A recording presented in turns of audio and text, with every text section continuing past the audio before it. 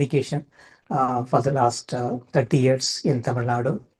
Almost like 6 different areas we have been working on. This is a science communication where we conduct hall lectures and other. Suppose there is eclipse, we used to have telescopes installed where people are gathering and show how it is happening. All those things will be coming under part of a science communication. And also we work on other 5 different areas. One of the main areas is publications, where we are bringing 2 journals, one in Tamil, one in English. This is the Tamil journal, Tulir, the monthly journal. This is just a subscription is 200 rupees only. 12 issues will be sent to the students, kids, to their home directly.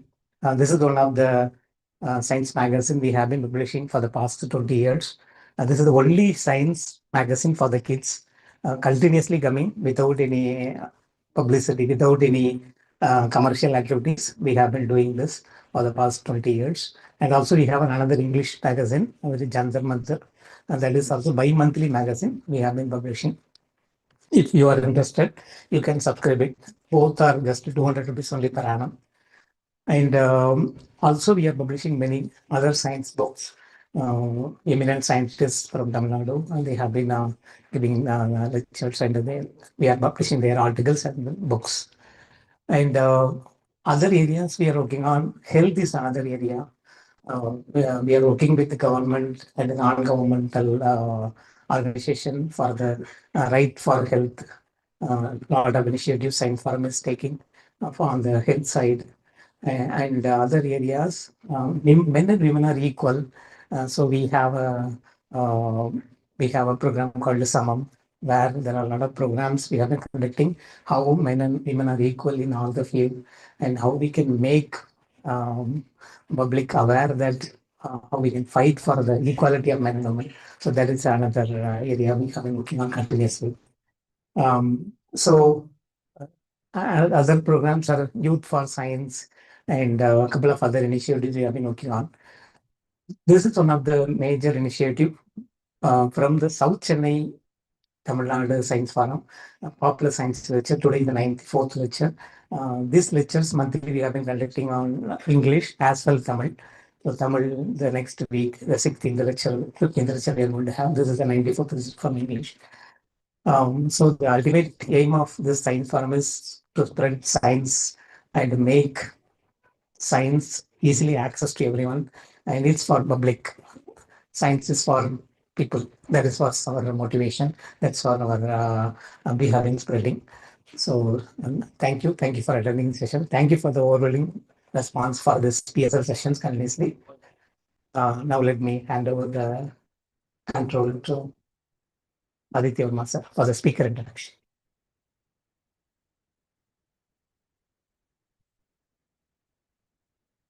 Good morning, everybody. It is our pleasure to introduce Ms. Sharmila Vaidyanathan, an independent writer with a passion for exploring the intersections of food entrepreneurship, sustainability, and environmental conservation. With a background in food science and journalism, Sharmila has been featured in leading publications and has presented at prestigious forums, including the Oxford Symposium on Food and Cookery. She is committed to making science accessible to a wider audience through engaging storytelling. Today, Ms. Sharmila will share her insights on a critical issue that affects us all. Today's topic is zooming in on food waste. Did you know that around 40% of food produced in India is wasted? This staggering statistic highlights the gravity of the issue, but there is more to it than meet the eye. Food waste has far-reaching consequences, from food and nutritional insecurity to methane emissions. In this thought-provoking talk, Ms. Sharmila Vaidyanathan will take us on a journey to understand the complexities of food loss and waste, and why it is essential to address these gaps in our systems.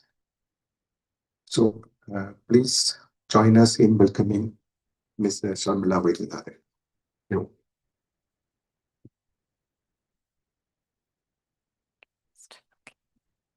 Good morning, everyone, and thank you so much for joining this conversation. Thank you to the PSL team for this warm welcome, and Mr. Vijay, who reached out to me and gave me this opportunity. I did see some of the past speakers. We've had some very notable speakers talk about some very interesting and pertinent topics. And I understand that what you're trying to do here is encourage science communication and foster an interest in science, which is why I thought a topic like food loss and waste would be ideal for this gathering. Because food loss and waste is something that concerns all of us, right? And when you start looking at these issues, you'll realize that there are so many different disciplines of science that overlap when we talk about food loss and waste. There is food science, food processing science, climate science, some economics. So I hope this conversation is worth your time and also makes you think about food loss and waste a little more than what you already do.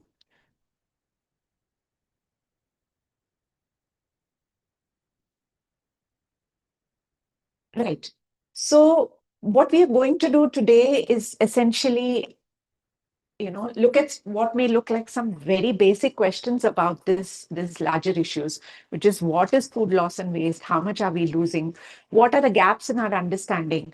What are some of the challenges that we are facing? What are its implications, the environmental, social, economic, and who are some of the people who are helping counter these issues? These may seem like very basic questions, very simple questions, but as we begin to answer them, as we begin to unravel this, you will realize that there is a lot that we don't know, and this is impacting the way we are addressing these issues. So as Mr. Verma mentioned in the introduction, if you Google how much food are we losing or wasting, invariably you will come across these two facts in several reports and several articles, which is 1/3 of all the food that the world produces never gets eaten, and 40% of food is lost or wasted. Now, I want you to take a moment to think about these facts. Does it help you envision the scale of the problem? Yes, they do tell us that these are serious issues and the loss or waste is staggering, but are you able to envision it? Because somewhere this was the starting point for me to explore food loss and waste. Towards the end of 2023, I was approached by the editors of the Locavore, which is a food-focused magazine. And they said, you know what, we would like you to write an article on food loss and waste. And after a very initial level of research, we quickly realized that, yes, these facts are often repeated, but it's very hard for us to connect with the issue when you look at this. Because if I say 40% of food is lost or wasted, what are we talking about here? 40% of whatever you eat over a week, 40% of all that grows on the field, 1/3 of all that grows on the field across the world. So as much as these facts are important and essential, they don't help us connect with the problem because they don't really help us envision the scale of the problem, especially, and our contribution to it. How are we contributing to it, right? Before I move on in this conversation, I want to take a moment to define what is food loss and what is food waste, because you must be noticing how I keep saying food loss and waste, food loss and waste. And it might seem like a repetition, it might seem redundant, but it's actually not that. So somewhere around 2019, the State of Food and Agriculture report, the SOFA report, they came out with these two distinct definitions for food loss and waste.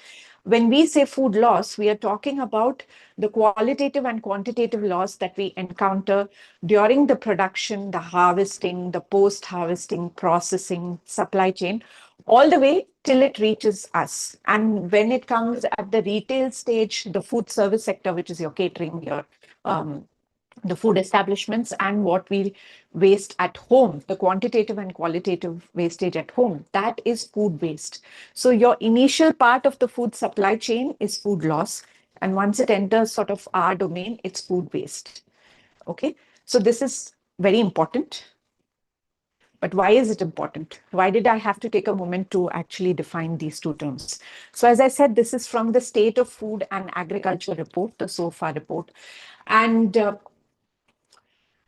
when the report came out, they said there are no distinct terminologies to describe food loss and waste. And that makes it very challenging for people, for stakeholders who are working across the supply chain, research institutions, policymakers, to talk about these issues, generate data, compare data, and find ways to counter these issues. If you look at this diagram, it is very clear. So food loss happens, as I said, in the initial part of your food supply chain. And food waste is what happens once it reaches our domain. So this is from one study by WRI India, where they looked at tomato losses. So based on where the loss or waste is happening, accordingly, the implications are also different. Like at the production level, they found that the quantitative losses are more. But at the end, the consumption level, the greenhouse gas emissions are more. The environmental, the climate impacts are more.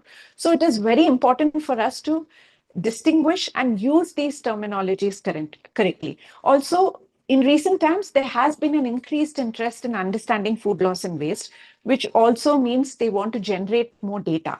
And the only way we can generate data that can be compared is by using terminologies that tell us where in the food supply chain we are talking about these issues. So coming back to the elephant in the room, which is how much food are we losing or wasting, right?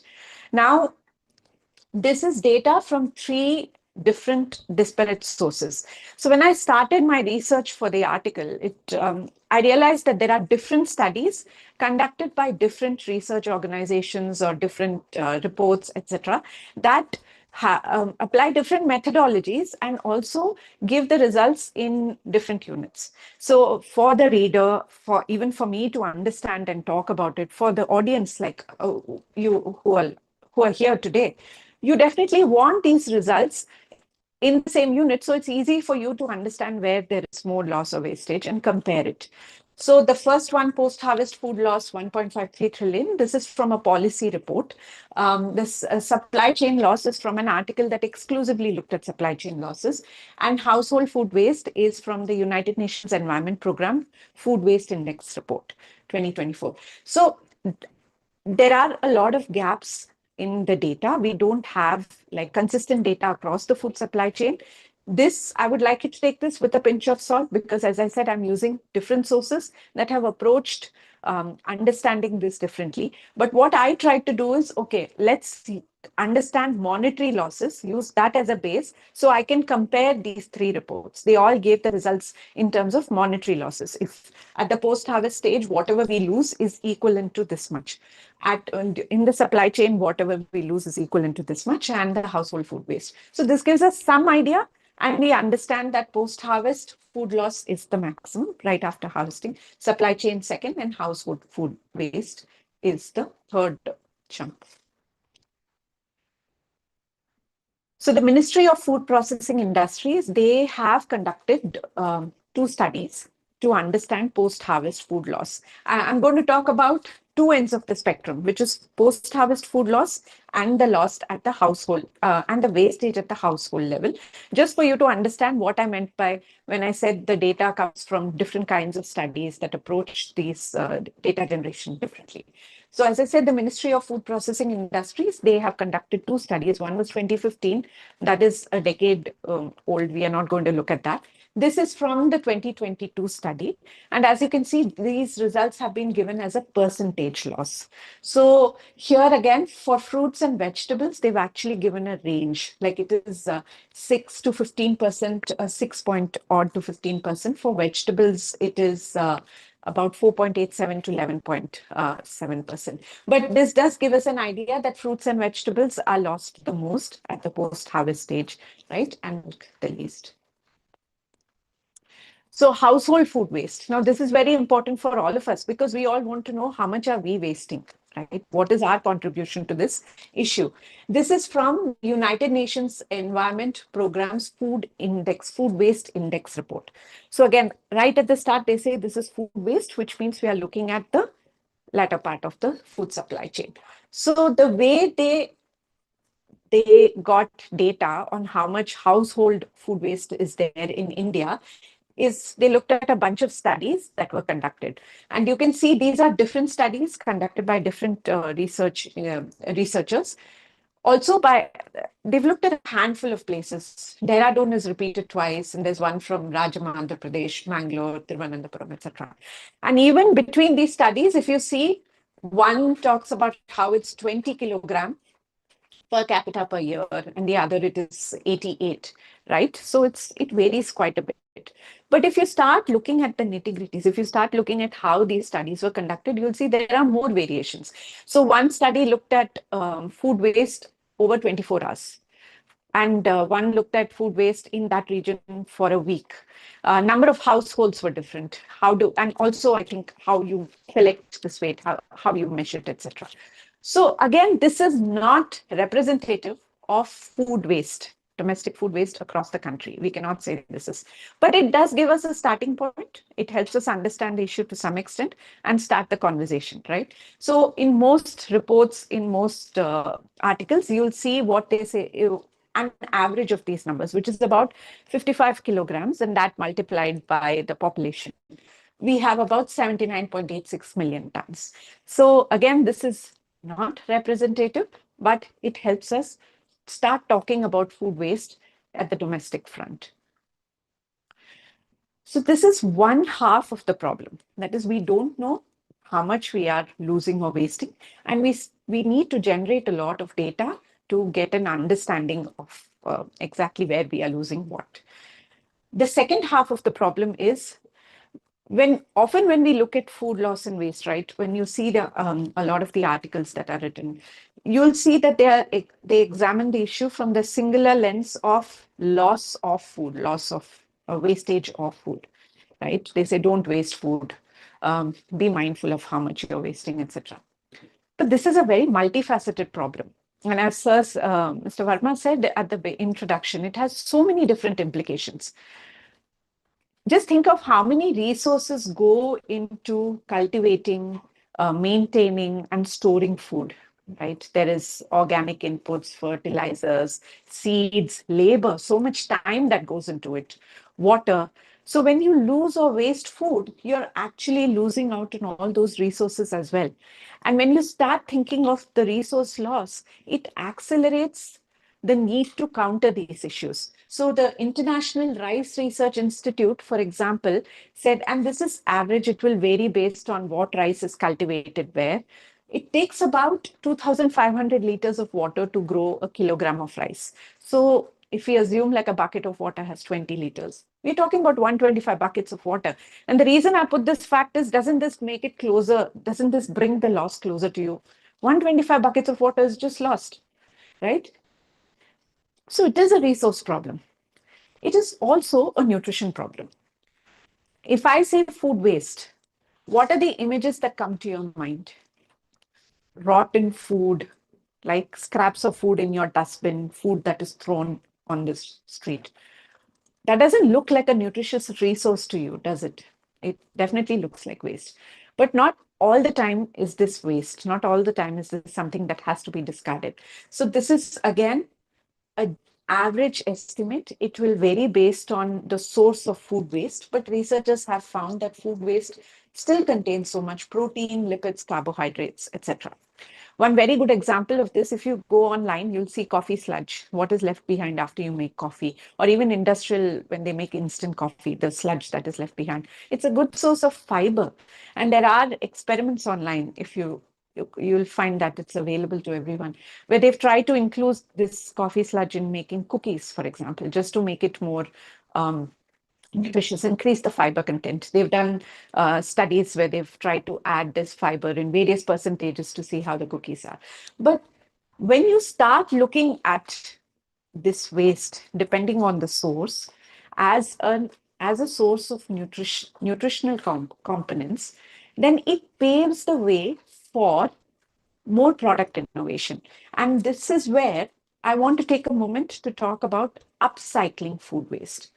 By upcycling, what we are doing is this so-called waste, what we think is waste, the surplus food, is used to make quality food products. And therefore, it gets channeled back into the food supply chain. You're essentially not wasting anything, it goes back in. One example of this, and this is, and as I said, along the way, I will give you examples of people, organizations, startups, etc., that are working to address food loss and waste. This image is from a startup in Bangalore called Saving Grains, which was founded by Elizabeth York. And what Saving Grains is doing is, so Bangalore has a lot of breweries that are making beer.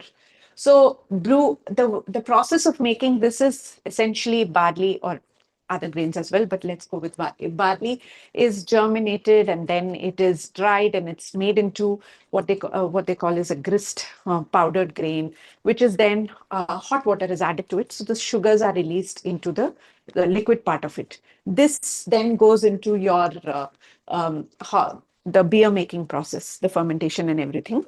But once the liquid portion is separated and it goes into making beer, the grains that are left behind are called spent grains.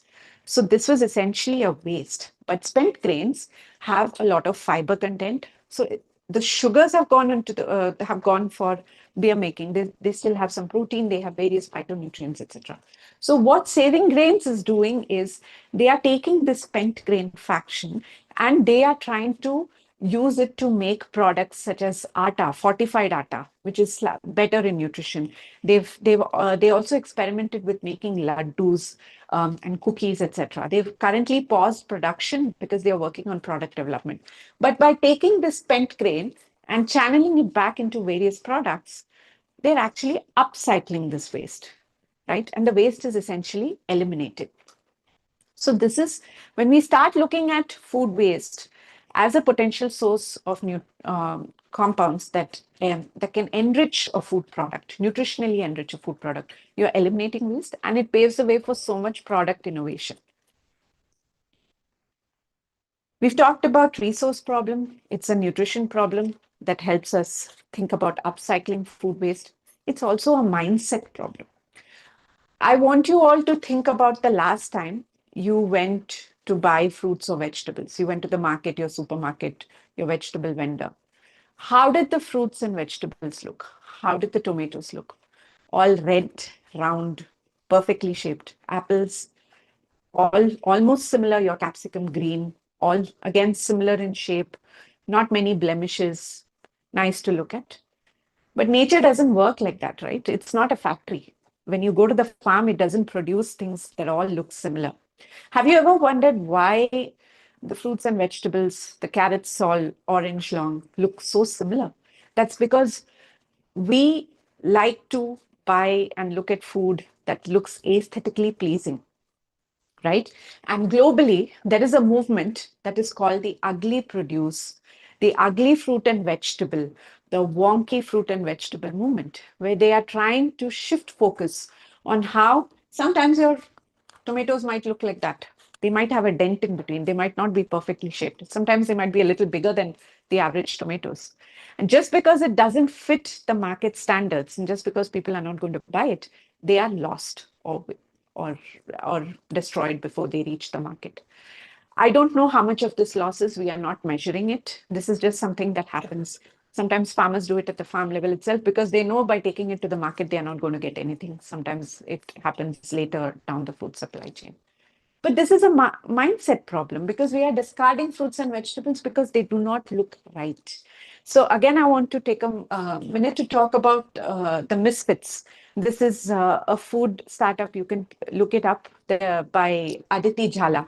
And what Aditi is doing through her startup is she's particularly purchasing these so-called ugly fruits and vegetables, and she's turning them into dips and relishes and various products. So they just get mixed in that, and you won't even know where the source is. And that way, this loss is eliminated, right? So if we become more accepting of these oddly shaped fruits and vegetables, we can actually address one source of food loss and waste. Right. The important aspect, the climate connection. So the United States Environment Agency, they actually measured that food waste in landfills generates more methane emissions than any other material, right? And at this point, you might want to think, well, we do have waste segregation measures in place. We have the solid waste management rules of 2016. And what we should be doing is segregating the solid waste and the food waste, and it's treated separately. The solid waste is treated separately. But that doesn't happen all the time. A lot of the food waste gets mixed and it reaches the landfills. And this food waste, because it decays, the decay rate is so high, it contributes to more methane emissions than any other material. And this is happening. We know this because last year, Guardian published a news article where they said out of 1,256 super methane emitter events. And when they say super methane emitter events, we're talking about a large amount of methane that's released in a short period of time. Out of these 1,256 events between 2019 and 2023, India was the second highest contributor to these super methane emitter events. In fact, I think from Delhi, one landfill in Delhi, it was about 434 tons over every hour. And this is like millions of the emissions from running millions of cars at the same time. So it's a lot. It's a lot of methane emission. And methane is a potent greenhouse gas, right? So this is a climate problem. Food waste is a climate problem. When it lands up in the landfills, it is accelerating climate change. The other aspect of it also happens where climate change accelerates how much food loss is happening. So the heat waves, we've been talking about a lot of these heat waves, erratic rains, etc. They do impact your agricultural yields. The 2022 heat waves caused a 15 to 25% reduction in wheat yields. Other vegetables such as cabbage, broccoli, etc., their yields were also impacted, right? So the climate connection works both ways.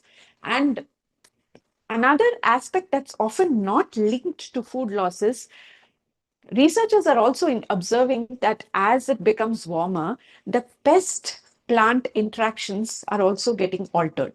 So when you have fields, pest attacks happen, right? Farmers have to counter this by using various ways. So as it gets warmer, their researchers are finding that these pest attacks are actually increasing. So this is also food loss, right? Because farmers anticipate a certain amount of yield, but then they don't get it because the pest interactions have, the pest attacks have increased. So this is also an impact of climate change. So we've seen that this is a multifaceted problem. We've seen that we still need a lot more data to understand where we are losing and how much we are losing food, or how much we are wasting food. So where are we going wrong? Because as I said, we do have the solid waste management rules. We are supposed to be segregating waste, which food waste is supposed to get composted. But we are going wrong somewhere, right? In multiple places, actually. First of all, addressing food loss and waste requires concerted action across the food supply chain. Remember the food supply chain, I'd shown you the diagram earlier. So you need stakeholders right from those who are cultivating food, those who are processing it, those who are storing it, those who are moving it from one place to another, to our stores, to what we do at home. We need action across. That's not easy. That is definitely not easy. It is a huge challenge, but we really need to start somewhere and try to bring that concerted action. Lack of explicit targets to reduce food loss and waste. I think somebody here had a question when they registered about sustainable development goals. And yes, this is a sustainable development goal. So there are a set of 17 goals that is for, that are given for holistic and sustainable development. And SDG 12 is responsible consumption and production. And a sub goal in that is 12.3, which addresses food waste. So essentially, by 2030, there is a deadline. We have to halve the per capita global food waste and also reduce food losses along the supply chain. So this image is from the release of SDG India Index Report 23-24. So if you see, we are saying that overall, there are other goals also in terms of responsible consumption and production. Overall, we are making progress, but specifically with respect to food loss and waste, we don't have data, how much progress we are making and where we are. Also, going back to lack of explicit targets, we don't really have like a national or state level targets. So that helps you plan along, right? If you say by 2030, we need to do this, then how do we go about doing it? What do we start in 2025? What are the targets that we set? So we don't have that, unfortunately. It's definitely a problem of lack of awareness. Lack of awareness about the depth of the issue, right? So when we talk about food loss and waste, we immediately have to start thinking about the resource loss, the nutrition problem, the climate issues, and also these. There's also a biodiversity aspect to this, which we don't talk about. So when we say biodiversity on the plate, I often write about biodiversity on the plate. We say, oh, we need to include more millets, we need to include more greens, different greens, etc. And we are talking about how it's going to benefit us. That this is going to give us better nutrition. Our plate is going to look colorful plates. They always talk about colors on the plates, etc.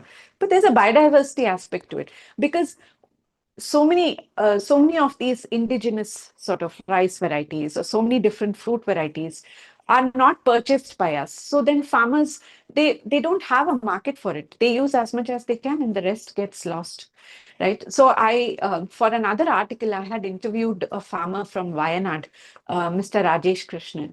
So he is working on the Save Our Rice campaign as part of the Tunnel Foundation. You can look that up. And he was talking about how they have a lot of mango trees in and around their farms that produce these various traditional mango varieties that many of them we've not even heard of. But he says the market still goes for the same, your Alfonso, your Banganapalli, etc. Right? We're still buying them. So he says we try to sell as much as we can, but we lose a lot because there's no market for it. So biodiversity is not just about our health and of course our nutrition, but also about how we can create a market for these various fruits and vegetables that farmers cultivate and grains as well. And of course, price volatility and all of that. So we don't have established mechanisms to understand demand supply, right? Sometimes there is a lot of one fruit or vegetable in the market, and then the farmers don't get enough for it. They are left with a surplus, right? So we need better, which brings us to the next point. We need better food processing facilities. So this so-called surplus can be processed and preserved instead of getting lost. So we definitely need that. And I want to mention here that the Ministry of Food Processing Industries is actually doing a lot of work to improve the food processing capacity. There is the Pradhan Mantri Kisan Sampada Yojana, PMSKY, and they are trying to improve food processing facilities, provide better post-harvest post-harvest facilities to save these losses. There's definitely some action that is being taken on that front, but we need a lot more. And effective use of leftover food and the role of food banks. I want to really talk about this point. Very often when we talk about food waste and how we can address the issue of food waste, people say, well, this can be the surplus, the extra food can be redirected to so many people who are in need of food. There are so many people who are hungry. And we always cite the Global Hunger Index, India's ranking on it and undernutrition. Access to food and excess food are two separate problems. We need to use food banks as an interim solution to address the surplus food, but it is not a solution to address food waste. I want to repeat that because these issues are often clubbed. It is not right. If we start thinking that every time we produce surplus food, we can reroute it to those who need food, we will never address the issue of food waste. We will never start thinking of how can we be more mindful of it. And the people who receive these food need access to good, healthy food, not via surplus. That has to be separate, right? So it is an interim solution. As we set up processes across the food supply chain, We need to think about the role of food banks, but let it not be a permanent solution.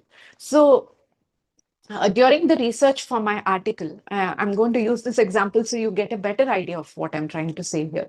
I spoke to Divya Ravichandran, who's founded this company called Scrap, SKRAP, in Mumbai. So what they do is they go to various organizations. They also do zero waste events, but they also go to offices, various organizations, and they address waste, all kinds of waste. Food waste is a part of it. They do audits. So, for example, in the office canteen, they look at what is getting consistently wasted. If in an office, people are not eating enough of the sambar, for example, maybe you don't make so much of it, right? All that comes through awareness. But if you keep thinking, well, even if there's extra sambar, we can give it to this organization that can go give it to somebody, you're never going to start planning your meals accordingly, which is why I said access and excess are two separate issues. Also, when you think of food banks and rerouting leftover food as an interim solution to addressing food waste, it's not that you just we just plan in such a way that once the event is over, call some organization that is working. There are several food banks, no food waste, and there are various organizations. Call them and they can pick up the food. And this also needs to be planned, because the people who are receiving this food, they should get good quality food. If your event gets over at midnight, the food is already starting to get spoiled, right? Whenever it was produced. So you need to approach this in a logical manner. It cannot be a slam dunk where they say this food goes there. That's not right. So we've talked about SDG. Right. Now, imagine if all of this happened. If you knew how much waste you are generating, food waste, where is it coming from? And then all of that was processed. You have a way to address this food waste. You're composting it. And that composted material is also sent to the market in a sustainable manner. How will it look like?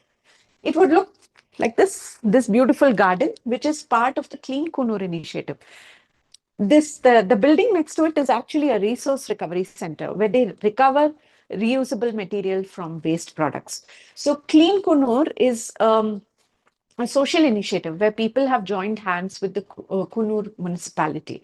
And what they do is, I would really urge you to go look at their website.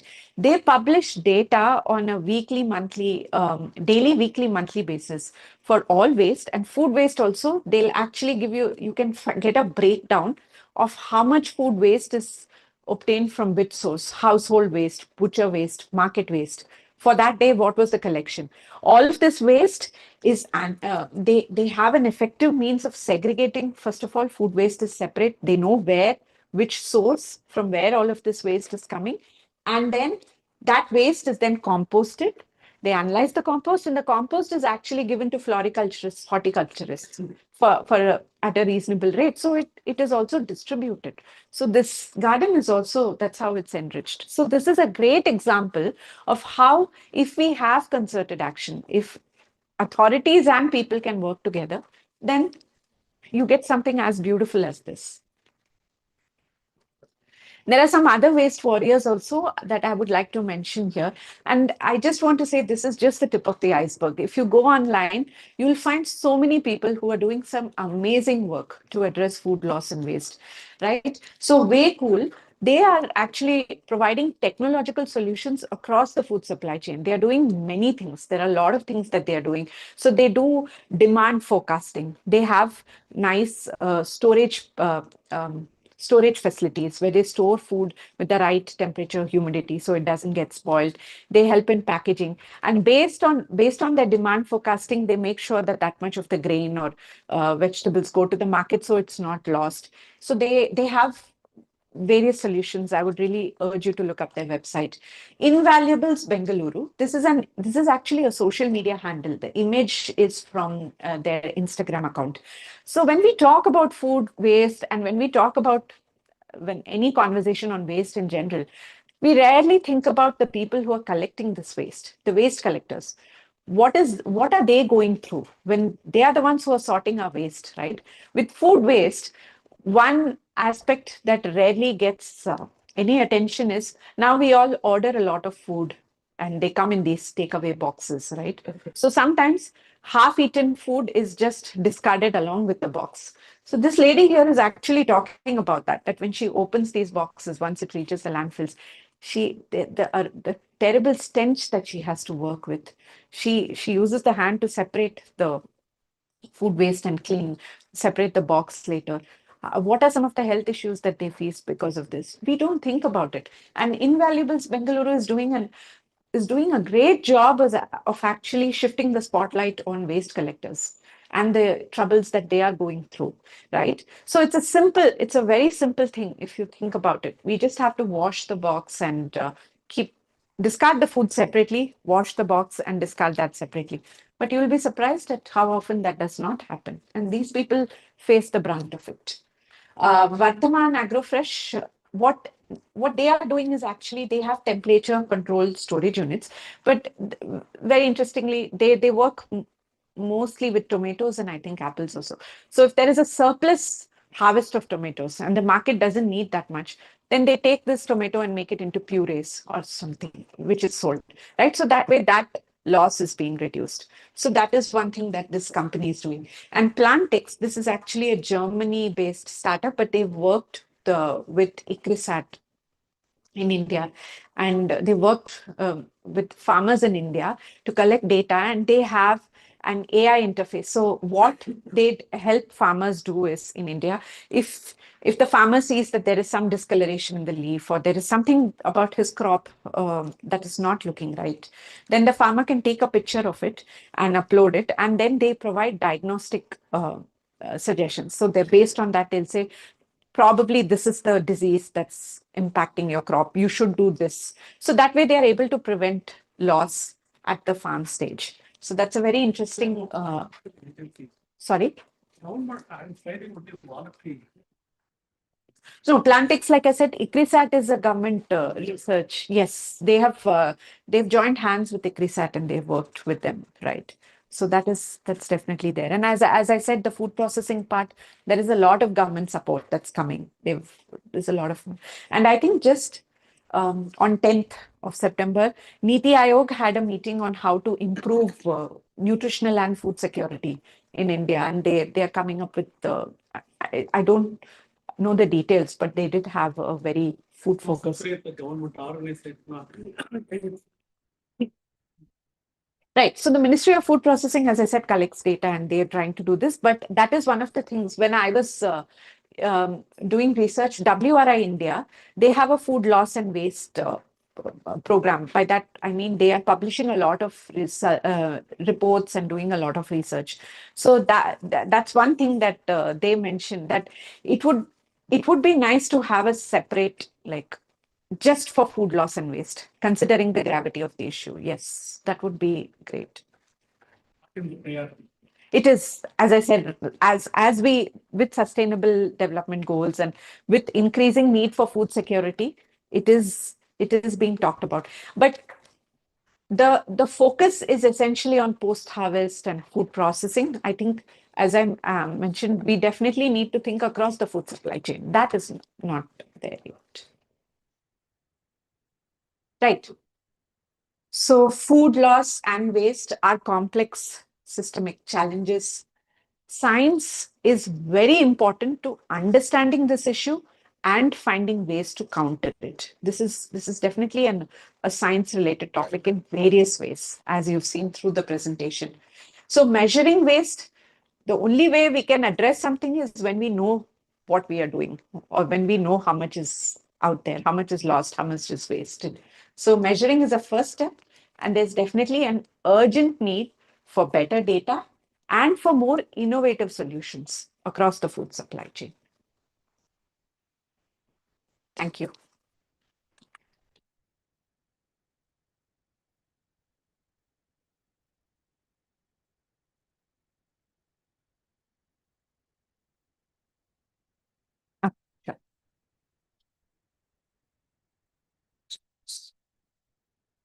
Sure. So thank you very much for the lot of food for our thoughts. Okay. So I think most of you not hungry, so you'll be welcoming all the questions. Yes.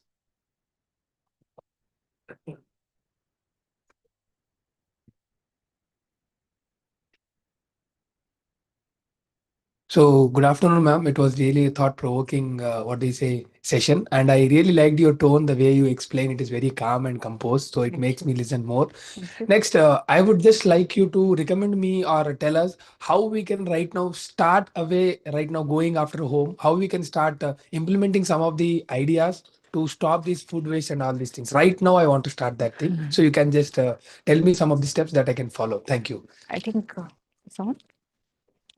Yeah. Hello.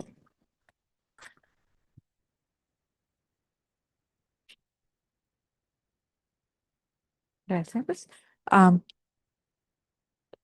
Okay.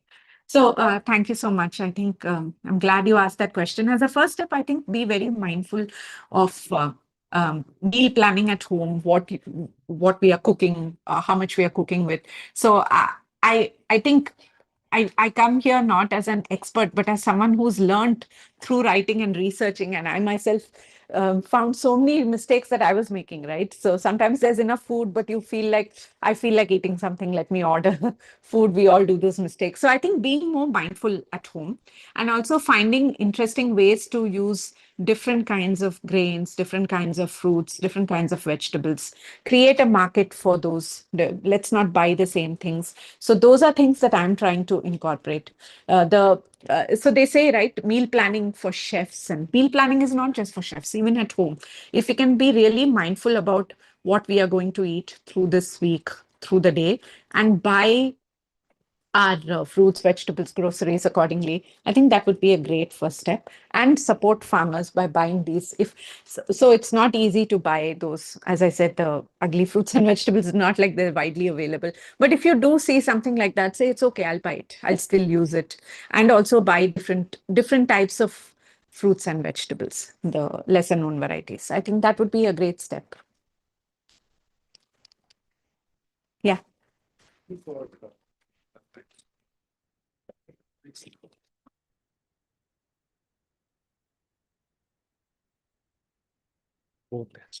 Yeah, I don't think this is on. Okay. I think I can hear you. Ah. Fine. Yeah. So thank you for highlighting the some of the agencies who work Yes. post say a dinner or something like this. These are experiences that I saw, I personally observed.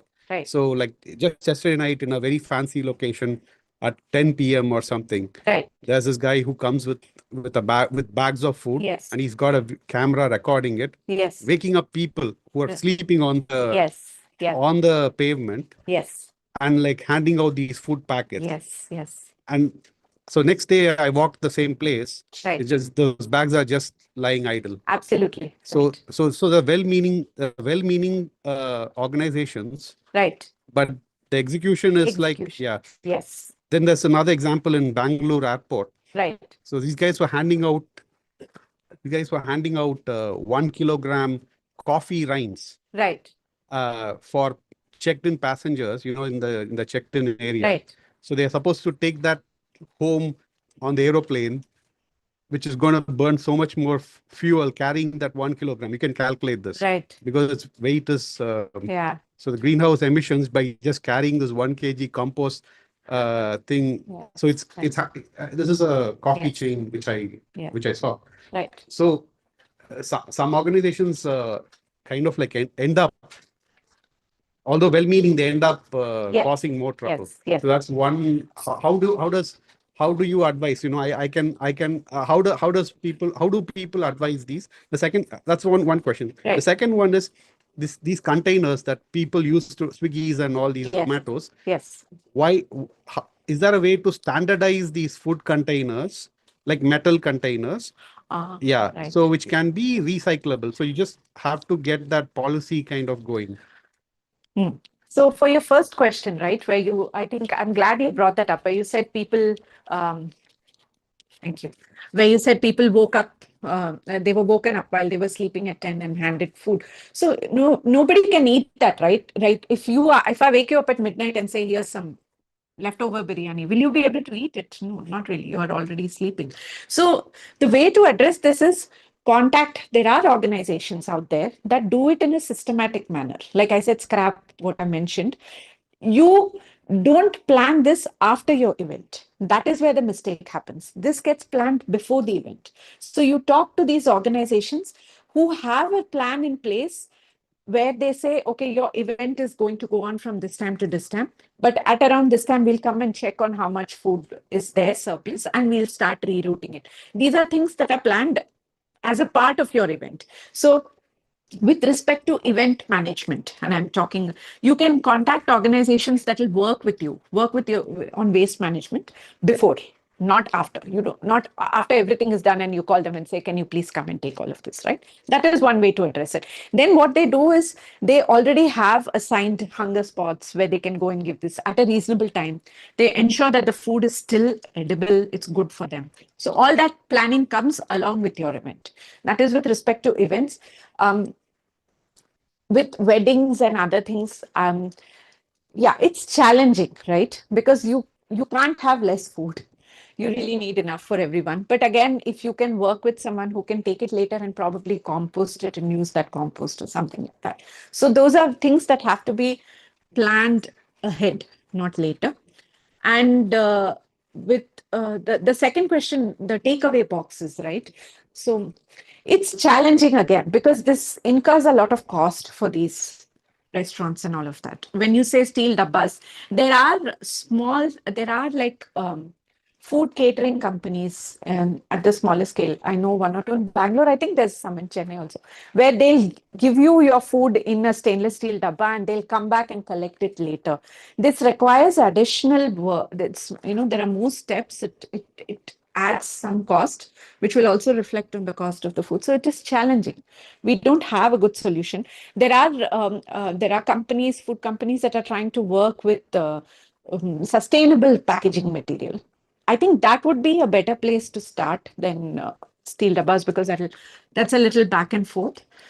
But then again, it only with wider adoption can we have it at a more nominal price, that it becomes the norm, right? A lot of these things there needs time for it to become the norm, and it should be affordable for everyone. So it's a bit challenging. Yeah. I'll keep this. Yeah. Okay. Ma'am, you mentioned about that Plantex, like research thing. What are the other researching What are institute, the other research? other research like Plantex? What are the other researching? So Waycool is one of them. Waycool is actually, I think, Chennai based. You should definitely check. Waycool. Waycool. Okay. So as I said, they're working with a lot of tech solution. Also, in terms of research, this is waste in general, but there is one organization in Bombay, Recircle. So they've actually come up with with their own app, with their own sort of program called Clima One. So what they do is they help. If you are a registered organization with them, you can actually find ways to see. You have your as a company, you make you set certain targets for environmental compliance and all of that. So you can actually see through the supply chain how you're meeting this. So there are quite a few, and ICRISAT, as I said, they are doing a lot of work on ensuring composting. How can the compost be converted to useful material that the farmers can use and all? So you definitely, that is also. So how the food waste affect the environmental characters like that? Environmental characters, as in you Means like a soil, we can decompose into our soil. right. So you need to compost it. There are different ways to compost it. So there is the problem is you have to monitor the composting. Many a times like that we use oil, like that oil and some other toxic component food we present now that didn't affect the soil. So affecting as is, if you start putting it, there is a lot of plastic also that's there, right? That is what we saw. So it will affect the soil. But if you find, that's where even food waste, right? Like what Clean Kunur is doing, they just don't take the food waste. No, they are fine. They find is segregated, ensure that there are no other harmful components, and only the food waste goes into composting. The rest has to be dealt differently. That is waste, again, you have to process that waste differently. So that way you ensure that it doesn't affect the climate. I hope that answers your question. Yeah.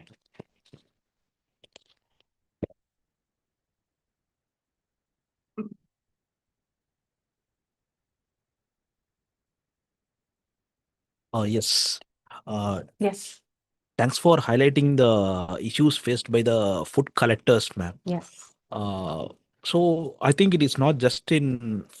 I think these issues are faced in many departments. Like, how can we address this problem, ma'am? The issues faced by food collectors, like Waste the stench. They like, can we include in the package, like package date, expiry date, something like that? I don't know. So expiry date, all of that is part of the, it's already there in your, if you look at your food packaging labels and all.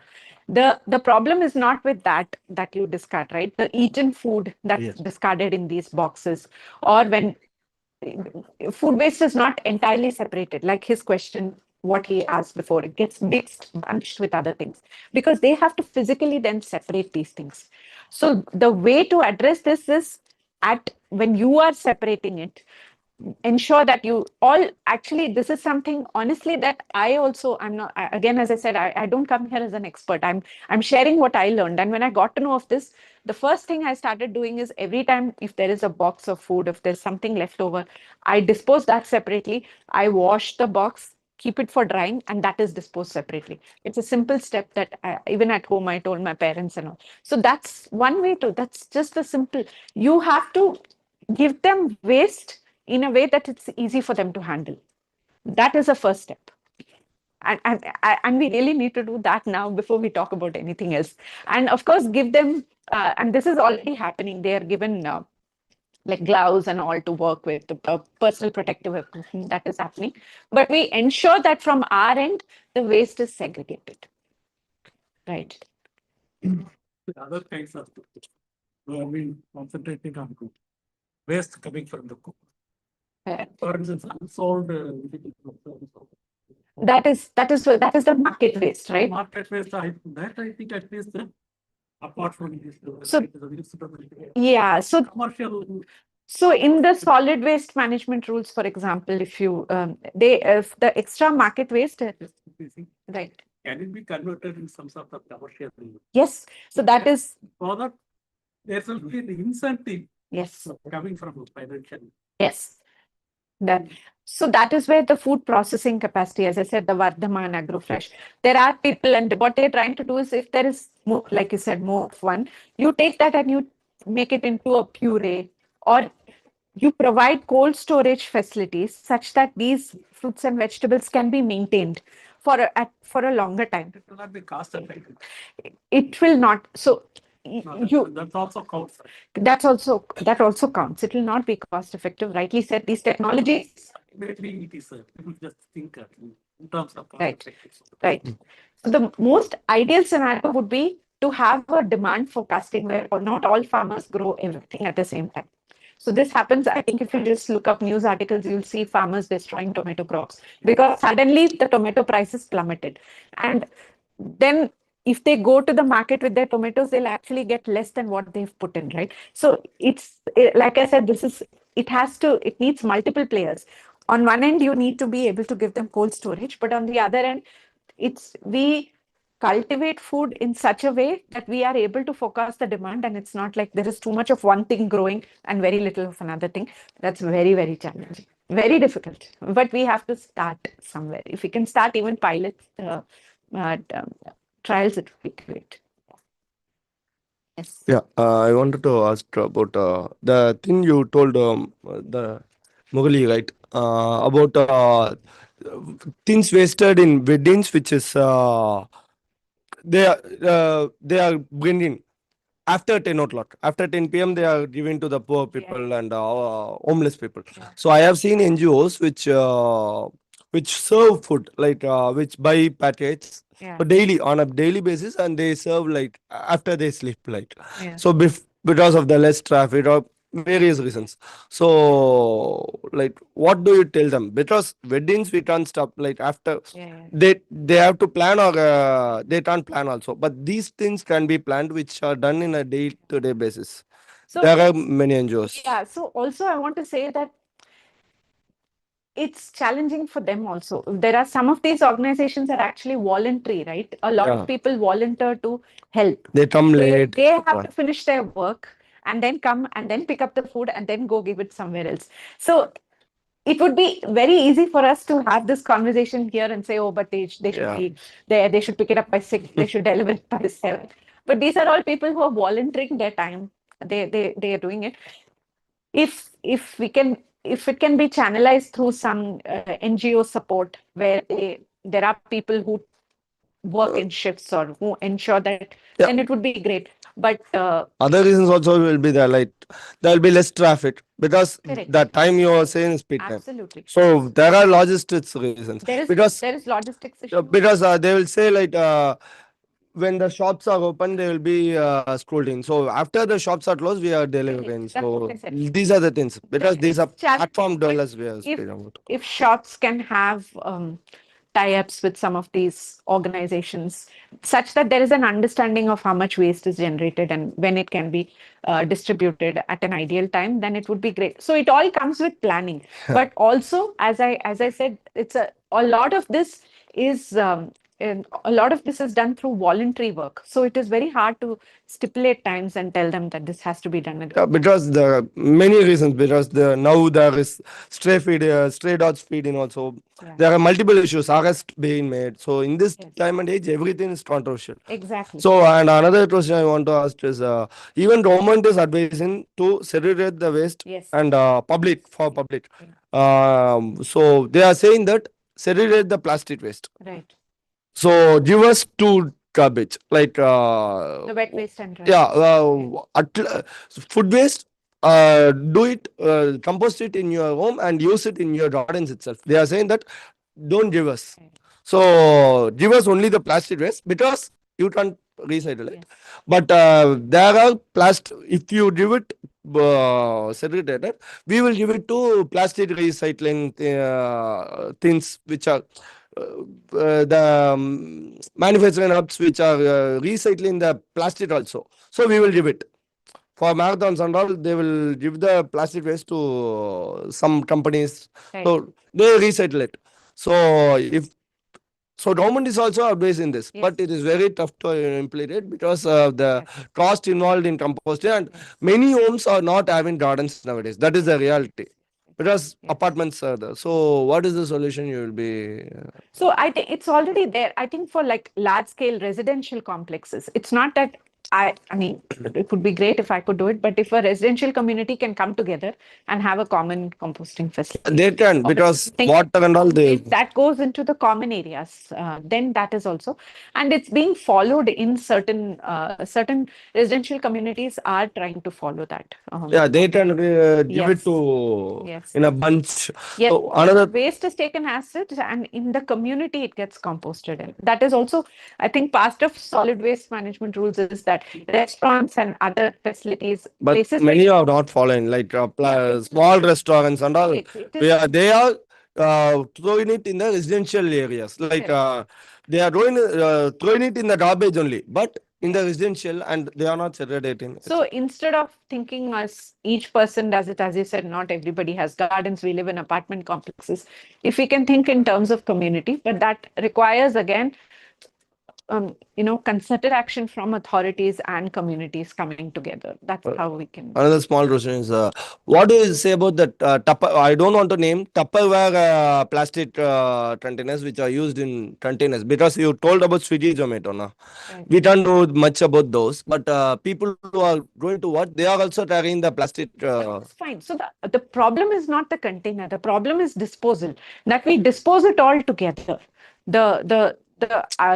What essentially Invaluables Bangalore and other is ensure that you are able to segregate it and you are able to clean the container separately and the waste is separate. So the waste collectors don't have to face these issues. Okay. Because people, it's not about the container. When you dispose half-eaten food along with the container, by the time it reaches them, and when they open it, it smells. So they have to deal with all of that. So just that, we just need to be mindful. That's all. And at this moment, that is all practically what we can do. We also need to think about practically what is possible. We need to think from their shoes also. Yes. Thank you. Yes. So understanding this conversation, right? So this is not like individual problem or a. Yes, yes. So it has to be a sync. Absolutely. Yes. So just the example of a city or a government, they are doing a good job, enabling individuals as well enabling society. So that's why I said clean Kunur definitely, because it's municipal, Kunur municipality along with the people. And they have support from various organizations, if you see their website, right? So it's coming cleankunur.com.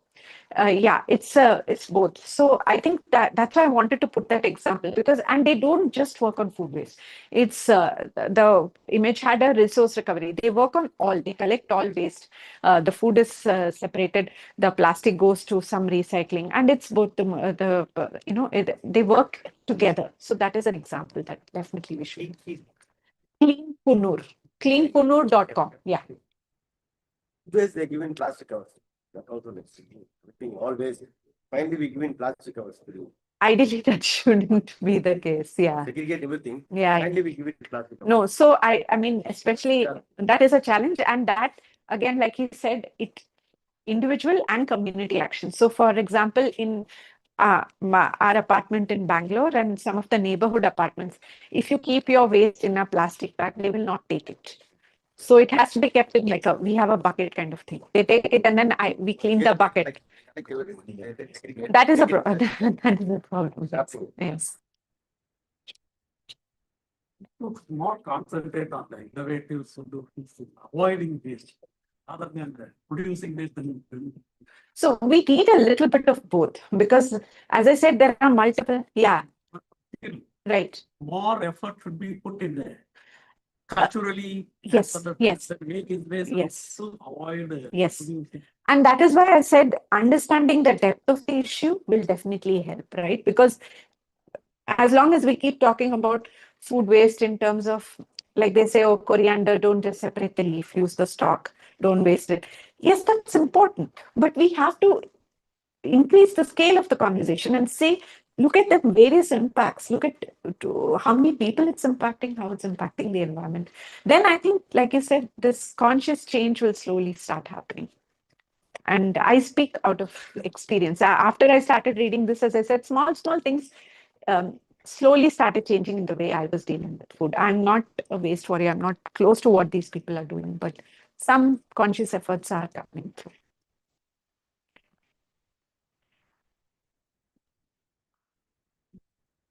So thank you very much for your enlightening talk. I'm sure that at your individual level also you'll be able to, implement something like a segregation of waste at source at your home, start home composting. Okay. So, individual level also you can do many things. At society level also you can do many things. Thank you very much for enlightening us to yeah. So, on behalf of Tamil Nadu Science Forum, I thank the Anna Centenary Library for giving this excellent venue for the talk.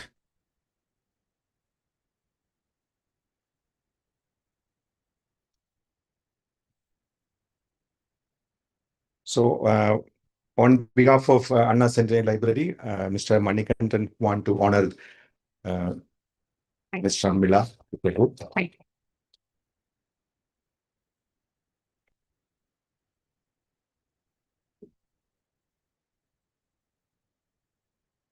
Thank you. Thank you so much. And thank you very much, all the participants actively participating. And please give your feedback also. You'll be getting the participation. Those who want the participation certificate will be getting the participation if you give the feedback. During the feedback also, if you have any further questions, you can give. We'll try to collate those questions, and in the Google group, we will try to give answers for that. Okay. So keep coming for all the Science Forum lectures. Next week in Tamil lecture is there. What is the topic? It's about eclipse. Behind the eclipse. What is the science behind the eclipse? So recently we had a lunar eclipse, right? So today we have this 21st is going to the eclipse is going to come. So it's like she's going to Temal Chibbi. She is one of the eminent children writer, and she is also interested in all these please say it's coming. Already she has given one lecture also here. Please come at the same time. 7 session. So once again, thank you. Thank you. We stop. Thank you.